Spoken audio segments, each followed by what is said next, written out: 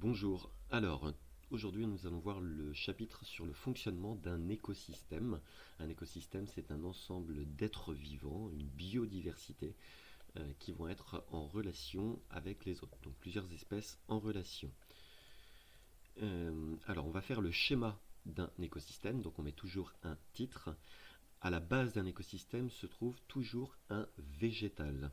Ça peut être un arbre, mais ça peut être aussi les algues dans la mer. Du coup, un végétal, rappel de sixième, a besoin d'eau pour se nourrir, qui va être absorbée par les racines et aller jusqu'aux feuilles. Les feuilles vont absorber aussi du dioxyde de carbone dans l'air. Et les feuilles, avec leur chlorophylle verte, la couleur verte, va être comme un panneau solaire, ça va absorber l'énergie lumineuse. Et les trois associés, elle va faire ce qu'on appelle de la photosynthèse, comme une recette de cuisine, pour fabriquer de la matière organique. La matière organique, c'est donc de la matière que nous allons manger après, qui est riche en énergie. Donc il y a par exemple le sucre que sont capables de fabriquer les plantes. Elles le mettent ensuite dans les fruits, c'est pour ça que les fruits souvent sont sucrés. La canne à sucre, eh bien, c'est sucré. Le sucre qu'on mange vient des végétaux. Et du coup, l'énergie qu'il y a à l'intérieur de cette matière organique vient à l'origine du soleil. Le bois est également riche en énergie puisqu'il brûle. Les plantes sont capables aussi de fabriquer de l'huile, comme l'olive, le tournesol, etc. C'est bien de la matière riche en énergie. Ensuite, cette matière organique va se faire manger. Donc on met toujours une légende, la flèche voulant dire se fait manger, par un animal, par une espèce. Et cette espèce va se faire manger à son tour par une autre espèce. C'est ce qu'on appelle de la prédation. Ici c'est le prédateur, ici c'est la proie, puisque cet animal va se retrouver dans l'estomac du prédateur. On va prendre quelques exemples. Le plus connu, on va dire le chat et la souris. La souris est la proie et elle se fait manger par le chat. On met toujours la légende dès qu'on met un code.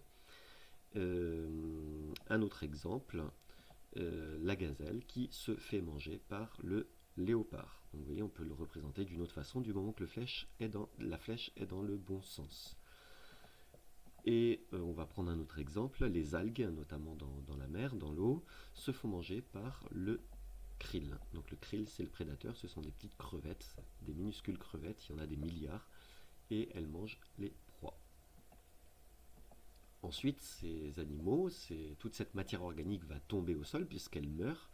Et pour autant, dans la forêt ou dans l'océan, on n'a pas un gros tas de matière organique morte. Eh bien pourquoi? C'est parce que les décomposeurs, que ce soit des insectes, des asticots, des bactéries, des champignons, vont manger cette matière organique, ils sont là pour ça, et la décomposer en sels minéraux, comme l'azote, le magnésium, le calcium, le potassium, etc. J'ai un exemple ici, on a mis un rat pendant 2 mois, un rat mort sur la terre, et là vous voyez que les insectes le mangent petit à petit, et au bout de 2 mois, il ne reste presque plus rien, puisque toute la matière organique a été transformée en matière minérale. Et cette matière minérale va servir, ces sels minéraux plutôt, vont servir à être absorbés par les végétaux, c'est pour ça qu'ils poussent à ces endroits-là. Donc c'est ce qu'on appelle aussi de l'engrais, ces sels minéraux, c'est ce qu'on met aux plantes. Donc ces sels minéraux vont servir à la plante et vont être absorbés par les racines. Vous voyez qu'un écosystème, ça forme comme ceci un cycle, et il suffit d'enlever un élément de l'écosystème, que ce soit l'énergie solaire, que ce soit le végétal, etc., une espèce, pour que tout se casse la figure. Donc un écosystème, c'est un système qui fonctionne de façon autonome, mais qui est très fragile. Ensuite, on peut dire aussi que grâce à la photosynthèse, les végétaux y fabriquent du dioxygène qu'ils rejettent dans l'air.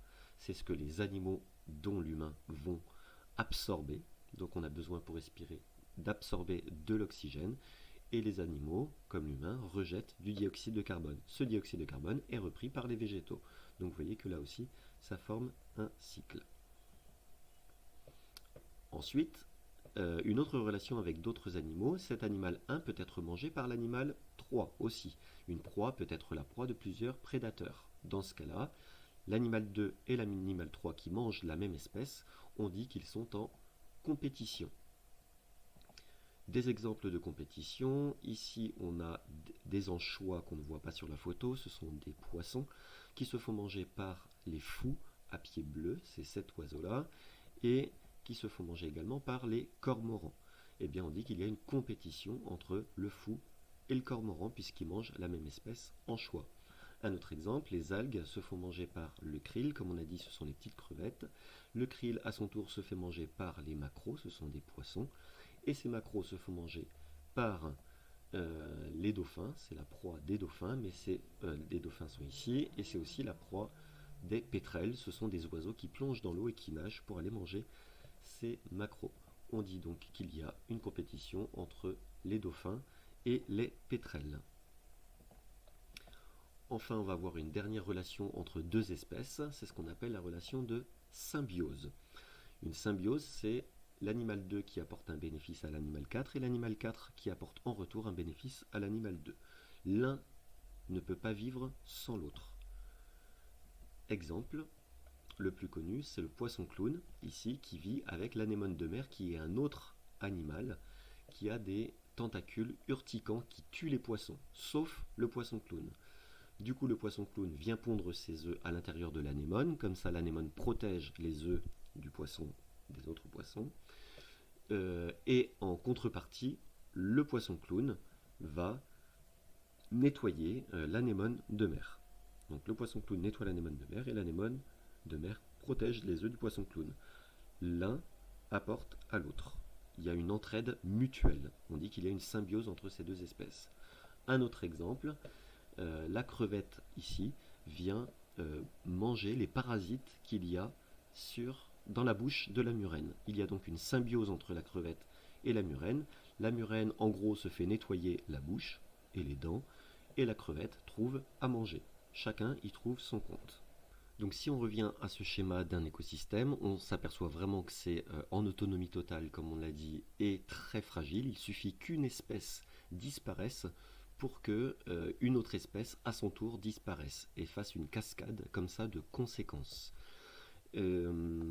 On peut par exemple comparer avec l'écosphère que vous avez peut-être vu en classe. Ici le principe c'est qu'un écosystème est seulement dans cette boule-là. Il y a des algues qui représentent les végétaux, qui grâce à la lumière, les sels minéraux, le dioxyde de carbone et l'eau fabriquent de la matière organique. La petite crevette que vous voyez ici ou ici mange les algues. Ensuite, elle fait des déchets, des excréments. Ces excréments vont être décomposés par les bactéries, comme on l'a vu ici, en sels minéraux. Et une fois qu'il y a des sels minéraux, ils vont être repris par les algues pour refabriquer des algues et être mangés par les crevettes. La crevette rejette du dioxyde de carbone qui est absorbé par les algues et les algues à leur tour rejettent du dioxygène qui est absorbé par la crevette. Et comme ça, il y a un cycle qui est infini.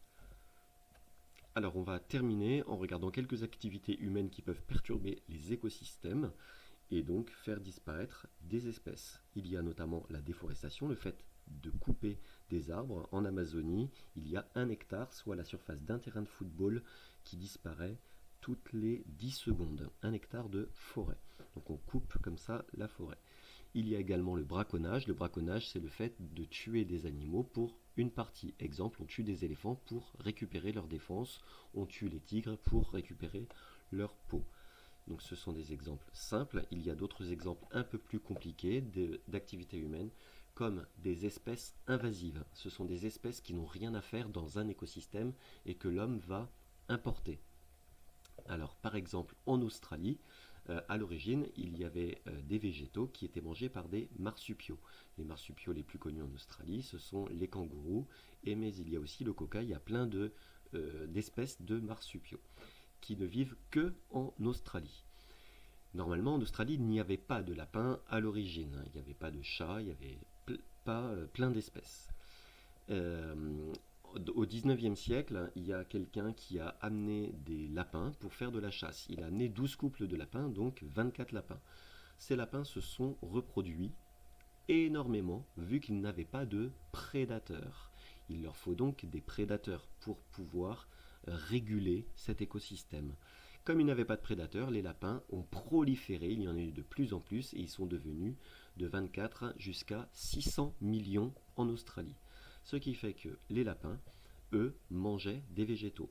Donc il y a une compétition entre les marsupiaux et les lapins pour la nourriture de végétaux. Sauf que normalement, les lapins n'ont rien à faire en Australie. Donc c'est une compétition qui n'est pas naturelle. Donc vu qu'il y avait moins de végétaux pour les marsupiaux, il y a plein de marsupiaux qui ont disparu, puisque c'est les lapins qui mangeaient les végétaux. Du coup, les gens ont cru bien faire en important le renard qui est un prédateur du lapin, qui n'était pas en Australie. Ils ont donc apporté le renard en Australie, pensant que les lapins allaient se faire manger par les renards. Sauf que ce qu'ils n'avaient pas prévu, c'est que les renards n'ont pas mangé les lapins, ils ont mangé les marsupiaux qui allaient moins vite. Ce qui fait que la quantité de marsupiaux a encore plus diminué. Voilà des exemples d'espèces invasives et le renard est devenu une espèce invasive en Australie. Comme le chat, c'est une espèce invasive également. Il a été importé pour manger les souris dans les maisons. Sauf que comme il n'y a pas de prédateurs de chats en Australie, eh bien, il n'arrête pas de proliférer et le chat mange aussi certains marsupiaux. Donc il y a plein d'espèces de marsupiaux qui ont disparu en Australie à l'origine à cause de l'importation des lapins qui sont devenus une espèce invasive. Voilà quelques exemples d'activités qui peuvent perturber les écosystèmes. A bientôt.